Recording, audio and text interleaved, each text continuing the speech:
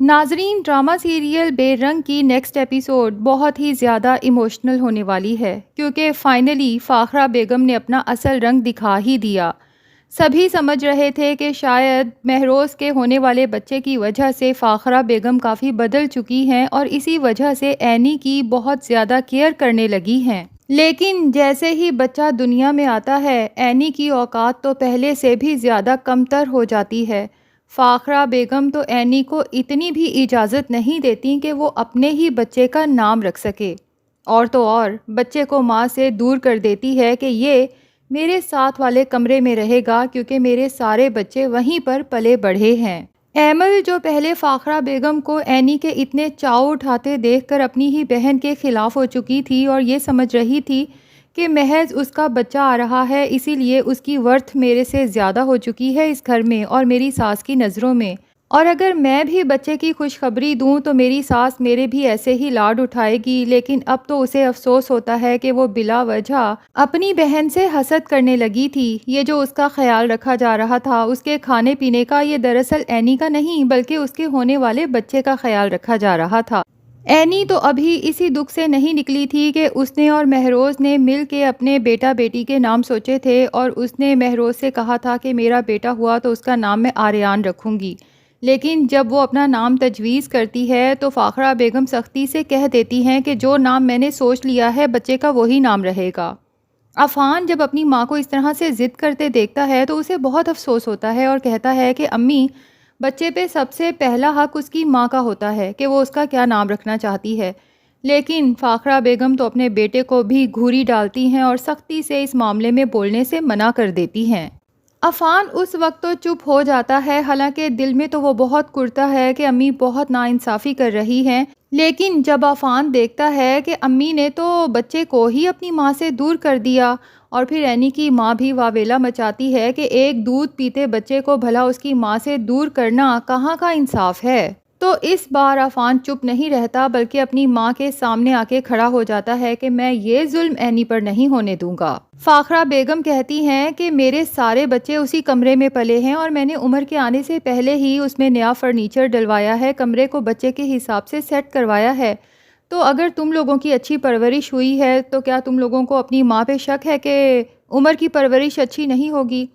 تو عفان اس کا فوراً حل تجویز کرتا ہے کہ ٹھیک ہے، ایک ضد ہم آپ کی مان لیتے ہیں، اگر آپ یہی چاہتی ہیں کہ عمر بھی اسی کمرے میں رہے جہاں ہم سارے بہن بھائی پیدا ہونے کے بعد رہے تھے، تو اب وہ کمرہ چونکہ آپ کے کمرے کے ساتھ ہے تو آپ کو ایک قربانی تو دینی پڑے گی، آپ کو اپنا کمرہ چھوڑنا پڑے گا اور اینی بھابھی کو وہاں شفٹ کرنا پڑے گا۔ عفان کی یہ بات سن کے فاخرہ بیگم تو آگ بگولا ہو جاتی ہیں کہ اس کی جرت کیسے ہوئی مجھے یہ کہنے کی کہ میں اپنا کمرہ چھوڑ دوں، اور اسے کہتی ہیں کہ اس کمرے سے میری یادیں وابستہ ہیں، تمہارے باپ کے ساتھ میں نے ایک عمر گزاری ہے اس کمرے میں، اور ویسے بھی وہ میرا کمرہ ہے، میں کیوں اپنے کمرے سے جیتے جی دستبردار ہوں؟ اور ساتھ ہی دردانہ بیگم کو بھی موقع مل جاتا ہے جلتی پر تیل کا کام کرنے کا۔ فوراً عفان سے کہتی ہیں کہ مجھے تو یہ سمجھ نہیں آتا کہ تم کیوں ہر دفعہ اینی کے وکیل بن کے کھڑے ہو جاتے ہو؟ بھائی تمہاری امی لے کے آئی ہے نا اسے بہو بنا کر اس گھر میں، تو اس کے بارے میں جو بھی فیصلہ باجی کریں گی وہی ٹھیک ہوگا، تمہیں زیادہ اینی کی طرفداری کرنے کی ضرورت نہیں ہے، تم اپنی پڑھائی پر توجہ دو، ابھی چھوٹے ہو تم۔ عفان کو تو پہلے دن سے ہی اپنی یہ خالہ پسند نہیں ہے، نفرت کی نگاہ اس پر ڈالتا ہے اور کہتا ہے کہ خالہ آپ سے کسی نے بولنے کا نہیں کہا، یہ ہمارے گھر کا پرسنل میٹر ہے، آپ چپ ہی رہیں تو بہتر ہے، اور اگر آپ کو زیادہ ہی پرابلم ہو رہی ہے ہماری باتوں سے تو آپ یہاں سے جا سکتی ہیں۔ بہرحال فاخرہ بیگم اپنی ضد پوری کر کے رہتی ہیں اور اپنے پوتے کو اپنے ساتھ والے کمرے میں ہی لے جاتی ہیں، اور بچے کی پرورش کے لیے بھی ایک آیا کو ہائر کر لیتی ہیں۔ ان کا اصل مقصد تو محض یہ ہے کہ بچہ جب میرے ساتھ مانوس ہو جائے گا اور مجھے اچھی طرح سے پتہ چل جائے گا کہ بچے کو ماں کی قطعاً ضرورت نہیں ہے، تو اس اینی کو دھکے مار کے اس گھر سے نکال دوں گی۔ دوسری طرف اینی کا رو رو کے برا حال ہوتا ہے، وہ سوچتی ہے کہ اگر میرا شوہر مہروز آج زندہ ہوتا تو کیا تب بھی میرے ساتھ یہی ظلم کیا جاتا، مجھے اپنے ہی بچے سے دور کر دیا جاتا۔ دوسری طرف آئمہ کا الگ جل جل کے برا حال ہوتا ہے، اپنی ماں سے کہتی ہے کہ مجھے تو یہ بات ہی سمجھ نہیں آتی کہ آخر عفان کو اینی کی اتنی فکر کیوں ہوتی ہے،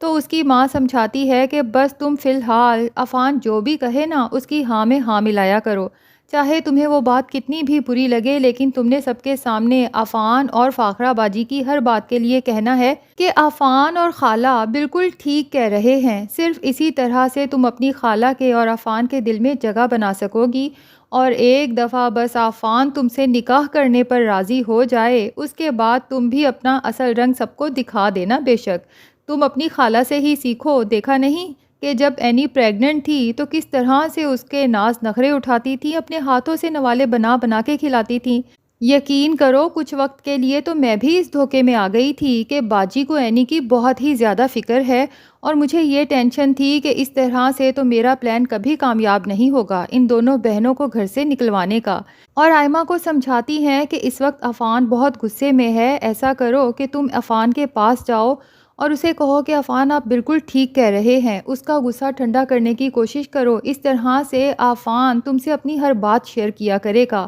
اور میں جاتی ہوں باجی کے پاس، ذرا جلتی پہ تیل کا کام کرتی ہوں۔ اب دردانہ فاخرہ کے پاس جاتی ہے تو فاخرہ کافی پریشان بیٹھی ہوتی ہے کیونکہ عفان بضد ہے کہ بچے کو اس کی ماں کے حوالے کیا جائے۔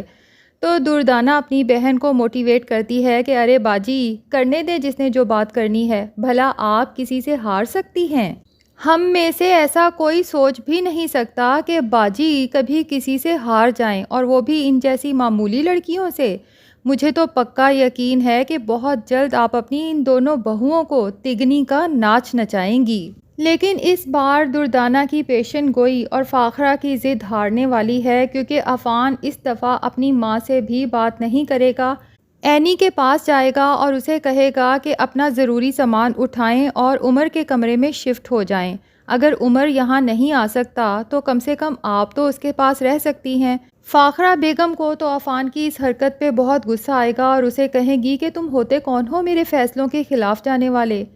تو عفان بھی کہہ ہی دے گا کہ جب بڑے غلط فیصلے کرنے لگیں تو پھر بچوں کو ہی ان کے فیصلوں کو درست کرنے کی ضرورت پڑتی ہے، اور آپ کو تو شاید احساس بھی نہیں کہ آپ کی ان حرکتوں کی وجہ سے مہروز بھائی کی روح کتنی تڑپ رہی ہوگی۔ اور پھر فاخرہ بیگم کو بتا دے گا کہ میرے بھائی نے مرنے سے پہلے مجھ سے وعدہ لیا تھا کہ میری بیوی کا خیال رکھنا اور کسی بھی لمحے اس کا ساتھ مت چھوڑنا، اس لیے میں صرف اپنے مرحوم بھائی سے کیا ہوا وعدہ نبھا رہا ہوں۔ اب دردانہ جسے پہلے ہی یہ بات بہت چبھتی ہے کہ عفان آخر اینی کا اتنا ساتھ کیوں دیتا ہے، عفان کو تو کچھ نہیں کہہ سکتی، البتہ اینی کو جا کے سنا دیتی ہے کہ جو تم چاہتی تھی تم نے وہی کر لیا نا۔ اب لگتا تو یہی ہے کہ اینی سمجھے گی کہ شاید وہ اس ضد کی بات کر رہی ہے کہ اینی اپنے بیٹے کے ساتھ رہنا چاہتی تھی، لیکن دردانہ اینی سے کہے گی کہ تمہارا شوہر تو اس دنیا سے چلا گیا، تمہیں یقیناً فکر لاحق ہوئی ہوگی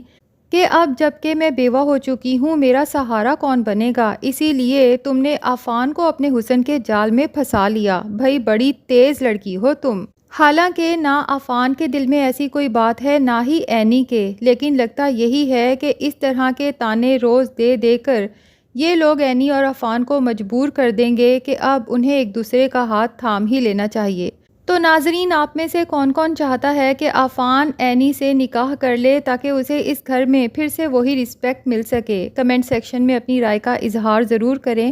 اور اگر ہمارے چینل پہ نئے ہیں تو پلیز چینل کو بھی سبسکرائب کر لیں۔